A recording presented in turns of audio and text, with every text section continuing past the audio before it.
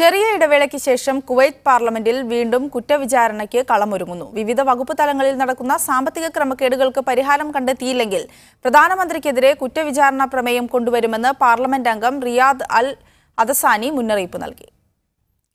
നിരീക്ഷണ സംവിധാനങ്ങളുടെ കുറവ് കാരണം പൊതുമരാമത്ത് ഉൾപ്പെടെയുള്ള വകുപ്പുകളിൽ വൻ സാമ്പത്തിക ക്രമക്കേടുകൾ നടക്കുന്നുവെന്ന പാർലമെന്റ് ബജറ്റ് സമിതിയുടെ റിപ്പോർട്ട് ചൂണ്ടിക്കാട്ടിയാണ് റിയാദ് അൽ അദസാനി MP പ്രധാനമന്ത്രിക്കെതിരെ രംഗത്തെത്തിയത്. ക്രമക്കേടുകൾ കാരണം പൊതുഖജനാവിൽ നിന്ന് 3.8 ബില്യൺ ദിനാറിന്റെ നഷ്ടമുണ്ടായിട്ടുണ്ടെന്നും ഇക്കാര്യം പ്രധാനമന്ത്രിയടക്കം ഉത്തരവാദിത്തപ്പെട്ട എല്ലാവർക്കും അറിയാവുന്ന കാര്യമാണെന്നും MP ആരോപിച്ചു. സ്വദേശികളുടെ വിദേശ ചികിത്സയുമായി ബന്ധപ്പെട്ടാണ് കൂടുതൽ പണം നഷ്ടപ്പെട്ടത്.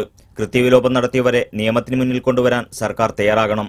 ഉന്നയിക്കപ്പെട്ട വിഷയങ്ങളിൽ അടുത്ത പാർലമെന്റ് യോഗത്തിൽ തീരുമാനമായില്ലെങ്കിൽ പ്രധാനമന്ത്രി ഷെയ്ഖ് ജാബർ അൽ മുബാറക് അൽ ഹമദ് അൽ സബാഹിനെതിരെ കുറ്റവിചാരണ പ്രമേയം കൊണ്ടുവരുമെന്ന് MP മുന്നറിയിപ്പ് നൽകി. പ്രധാനമന്ത്രിക്കെതിരെ മെയ് മാസത്തിൽ പ്രതിപക്ഷ MPമാർ സമർപ്പിച്ച കുറ്റവിചാരണ പ്രമേയം അവിശ്വാസ വോട്ടെടുപ്പിലേക്ക് നീങ്ങാനാവശ്യമായ പിന്തുണയില്ലാത്തതിനാൽ പരാജയപ്പെട്ടിരുന്നു. Media 1 Kuwait city.